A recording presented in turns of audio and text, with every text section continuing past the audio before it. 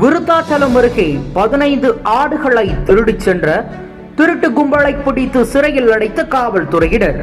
கடலூர் மாவட்டம் விருத்தாச்சலம் அடுத்த காவனூர் கிராமத்தைச் சேர்ந்த ராமச்சந்திரன், இளமங்கலம் கிராமத்தைச் சேர்ந்த அன்பரசன், புத்தூர் கிராமத்தைச் சேர்ந்த ரமேஷ், ஆண்டிமடம் பகுதியைச் சேர்ந்த மதியழகன் ஆகிய 4 பேரும் சேர்ந்து 600 செம்மறி ஆடுகள் மற்றும் பட்டி ஆடுகளை வளர்த்து வந்த நிலையில் கடந்த 19ஆம் தேதி காவனூர் கிராமத்தில் விவசாய நிலத்தில் பட்டி அமைத்து 600 ஆடுகளையும் அடைத்து வைத்திருந்தனர்.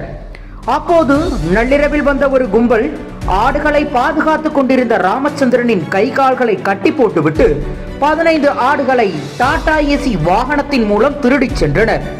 இது குறித்து பாதிக்கப்பட்ட ஆட்டின் உரிமையாளர்கள் கருவேப்பிலங்குறிச்சி காவல் நிலையத்தில் புகார் அளித்த நிலையில் புகாரின் பேரில் தனிப்படை அமைத்து குற்றவாளிகளை தீவிரமாக தேடி வந்தனர்.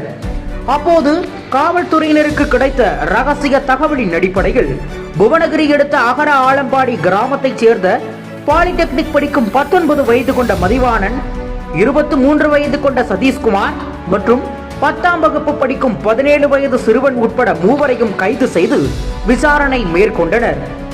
விசாரணையில் டாடா ஏசி வாகனம் மூலம் ஆடுகளை கடத்தி சென்றதும் கள்ளக்குறிச்சி அருகே சந்தையில் விற்பனை செய்ததும் தெரிய வந்தது.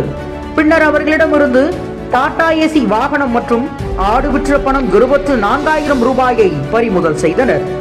மேலும் 17 வயது சிறுவனை கூர்நோக்கு இல்லத்திற்கும் மீதமுள்ள 2 பேரை கடலூர் மத்திய சிறைச்சாலைக்கு கொண்டு சென்று அடைத்தனர்.